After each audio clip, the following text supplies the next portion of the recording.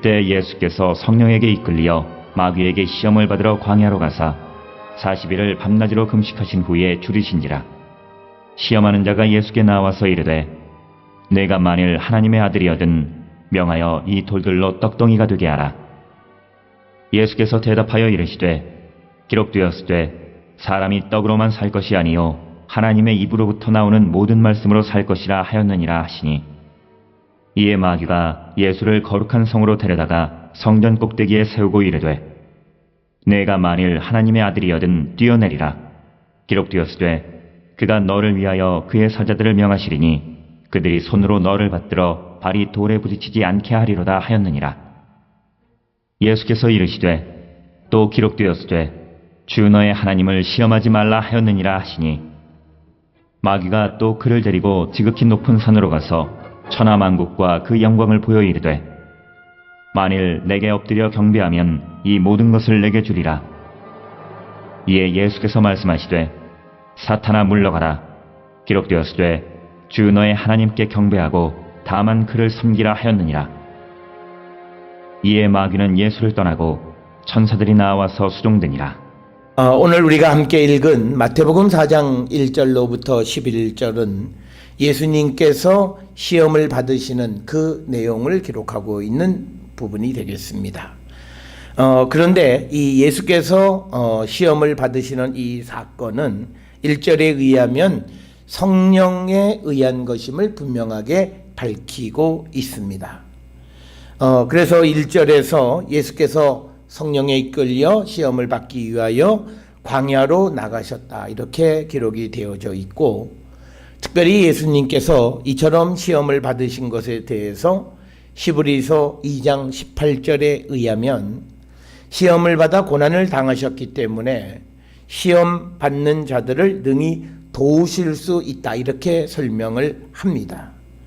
그러니까 예수님의 시험 받으신 것은 예수님이 어디가 부족하시고 모자라서 예수님이 시험을 당하신 것이 아니라 육신을 입고 시험을 당하는 우리들을 구원하기 위하여 몸소 시험을 당하셨다라고 하는 겁니다. 이러한 생각은 사도 바울이 자신이 율법이 있는 자에게는 율법이 있는 자처럼, 또 율법이 없는 자에게는 율법이 없는 자처럼, 또 이방인에게는 이방인처럼 그렇게 그가 행동하는 것은 많은 사람을 구원하기 위한 것이다 라고 하는 그런 생각과 같은 생각을 기록하고 있고, 그래서 예수께서 고난을 당하시고 또 나중에 이제 순환당하시고 하는 그 모든 일들은 결국은 이 땅에 육신을 가지고 있는 죄로 죽을 수밖에 없는 우리를 구원하기 위한 하나님의 계획에 의한 것이었음을 우리에게 분명하게 말하고 있고, 특별히 4장 1절로부터 11절에 기록되어 있는 예수님의 시험을 받으시는 것 역시도 고난받고 시험받는 우리를 돕기 위해서이다, 이렇게 설명을 하고 있습니다. 특별히 이제 우리가 이 4장 1절을 읽게 되어지면 어떻게 성령에 이끌려 마귀에게 시험을 받느냐라고 하는 건데, 이런 예는 욥기 1장 12절에서도 얼마든지 찾아볼 수 있다.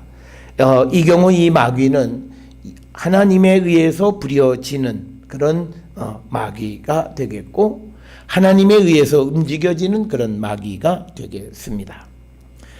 그래서 예수님은 2절에 보면 40일 밤낮으로 금식하신 후에 줄이신 그런 상황, 즉 2절에서 말씀하시는 것은 가장 극한 상황, 즉 사람의 생명이 왔다 갔다 40일 동안 밤낮으로 금식하신 후에 시험을 당하신 그 극단적인 상황 속에서 그 시험을 이기시는 그 모습을 우리에게 가르쳐 주시는 거고, 결국은 이 모습은 이 땅에 있는 인간들을 구원하기 위한 그 하나님 예수님의 그 사역의 모습을 우리에게 미리 보여주는 것과 같은 것이 되겠습니다. 따라서 3절에 시험하는 자가 예수께 나와서 이제 첫 번째 시험이 내가 만일 하나님의 아들이거든 명하여 이 돌들로 떡덩이가 되게 하라라고 하는 겁니다. 우리가 성경을 통해서 보면 특히 마태복음에서 예수님을 하나님의 아들로 시인하는 사람들을 보면 오늘 이 본문 속에서는 마귀가 만약이라고 하는 이 가정을 통해서 예수님을 하나님의 아들이다 이렇게 이야기하고 있고, 또 마태복음 14장 33절에 보면 배에서 풍랑을 당했던 사람들이 예수님을 하나님의 아들로 이렇게 고백을 하고, 또 우리가 마태복음 16장 16절에 보게 되면 베드로가 예수님을 살아계신 하나님의 아들로 고백하는 모습을 볼 수 있습니다. 그리고 마태복음 26장 63절에 보면 대제사장이 예수님을 하나님의 아들이라고 하는 것을 가정해서 질문하는 것을 우리가 보게 됩니다. 그래서 성경 전체를 통해서 특히 마태복음 안에서 예수께서 이 땅에 오셔서 하나님의 아들이심을 드러내시고 하나님의 아들로서 이 땅에 있는 모든 죄인들의 그 사망에서부터 그들을 구원해내기 위해서 이 땅에 오신 분임을 우리에게 보여주는 몇몇 사건 중 특별히 이 마태복음 4장 1절은 시험당하시는 예수님의 모습인데, 그 첫 번째 내용은 돌들로 떡덩이가 되게 하라라고 하는 겁니다. 예수님이 2절에서 40일 밤낮을 금식하신 후에 줄이신 그 상황 속에서 어떤 자신의 그 굶주림을 채우거나 혹은 메시아로서 다른 사람들의 육체적인 궁핍함을 채우기 위해서 어떤 신적인 능력을 사용하라고 하는 그런 유혹을 이기시는 건데, 4절의 그 대답에 예수님은 신명기 8장 3절에 있는 말씀을 통해서 사람이 떡으로만 살 것이 아니라 그 하나님의 입에서 나오는 그 말씀으로 살 것이다 이렇게 대답을 합니다. 그래서 이 말은 뭐냐면 인간의 궁핍함이라고 하는 것이 물질로서만 충족되는 것이 아니라 무엇보다도 우선적으로 그 한 개인과 하나님 사이에 맺어진 관계에 따라서 충족되어짐을 우리에게 보여주는 그런 말씀이 되겠습니다. 따라서 우리는 우리의 모든 궁핍함과 연약함을 해결하기 위해서 우리에게 중요한 것은 나와 하나님 사이의 관계가 설정되어지는 것. 그래서 우리가 하나님의 말씀이 내 삶의 생명의 근원임을 고백하고 살아갈 수 있는 그런 믿음의 사람이 되어져야 한다라고 하는 것을 우리에게 가르쳐주고, 그것이 무엇보다도 우선되어져야 하는 가치임을 우리에게 보여주는 것입니다.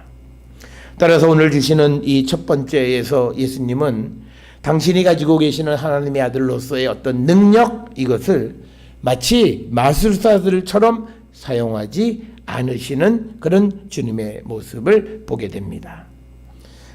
그 다음에 이제 5절, 6절에서는 또 이 마귀가 예수님을 거룩한 성으로 데려가서 성전 꼭대기에 세우면서 만일 하나님의 아들이여거든 뛰어내리라 기록되었으되 그가 너를 위하여 그의 사자들을 명하시리니 그들이 손으로 너를 받들어 발이 돌에 부딪히지 않게 하리라 라고 하는 소위 시편 91편 11절 12절의 말씀을 인용해서 예수님을 시험하는 겁니다.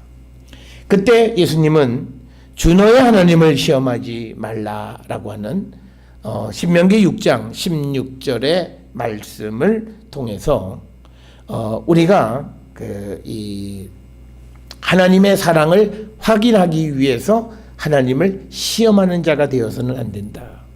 오늘날 우리가 믿음 안에 살아가는 사람들이 간혹 기도할 때 만약 하나님이 나를 사랑하신다면 어떻게 해달라고 하는 그런 조건적 기도를 하는 것은 바람직하지 않다라고 하는 겁니다.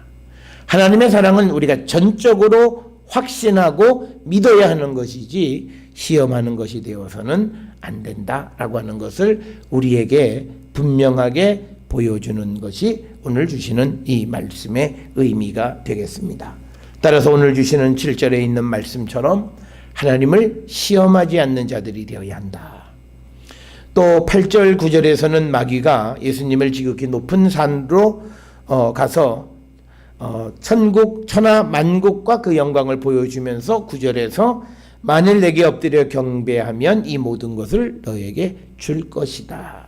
즉 마귀에게 굴복하면 이 세상을 다 주겠다라고 하는 겁니다. 그때의 그 10절에서 예수님은 뭐라 말씀하시냐면 사탄아 물러가라 기록되었으되 주 너의 하나님께 경배하고 다만 그만 섬기라. 따라서 우리는 이것은 신명기 6장 13절에 있는 말씀이로 정말 우리가 하나님께만 경배하고 하나님만 섬기고 있는가 우리는 돌아보는 자들이 되어야 합니다. 그래서 오늘 주시는 이 4장 1절로부터 11절까지의 이 말씀 속에서 예수님께서는 이제 믿음을 가지고 살아가는 성도들의 가장 근본적인 그런 문제에 대한 것을 마귀의 유혹 속에서 제시해 주는데, 첫째는 하나님의 말씀으로 살아야 한다. 하나님의 말씀을 우선하고 말씀을 듣고 행하는 삶을 살아야 한다라고 하는 거고, 그 다음에 믿음의 삶을 살아가는 자들이 하나님을 시험하는 자가 되어서는 안 된다라고 하는 것을 우리에게 가르쳐 주고 있고, 그리고 어떤 경우에도 우리가 하나님만 섬기고 경배하는 자가 되어야지 세상과 하나님과 재물을 겸하여 섬긴다든지 세상과 하나님을 겸하여 섬긴다든지 이런 모습은 바람직한 믿음의 모습이 아니라고 하는 거고, 만약 우리가 하나님과 세상을 겸하여 섬기게 된다면 우리는 이 마귀의 유혹에 이미 넘어간 것이나 진배 없다라고 하는 사실을 기억하시면서 우리의 믿음을, 특별히 오늘 하루를 살아오는 과정 속에서 과연 우리가 어떤 삶을 살았는가, 전적으로 하나님만을 경배하고 섬기는 삶을 살았는가를 돌아보는 우리가 되어야 할 줄 믿습니다. 이처럼 예수님께서 말씀으로 모든 유혹을 이기시니까 11절에 보니 마귀는 예수를 떠나고 천사들이 와서 예수님을 수종 들었다, 이렇게 기록이 되어져 있습니다. 따라서 이제 이 마귀를 물리치신 예수님의 이 모습을 통해서 앞으로 예수님께서 이 세상에서 보여주실 것은 이 마귀의 유혹을 물리치는 하나님 예수님의 승리를 우리에게 보여주는 거고, 우리도 똑같이 세상의 유혹 속에서 주님만을 의지함으로 우리도 주님과 함께 승리하는 자들이 되어야 함을 우리가 분명히 깨달아서 이 시대를 본받지 말고 우리가 이 세대의 모든 유혹을 믿음으로 이겨나가는 거룩한 성도, 내 안에 계시는 주께서 모든 것을 이기게 해주심을 믿고 나가는 성도들이 될 수 있기를 주의 이름으로 축원합니다.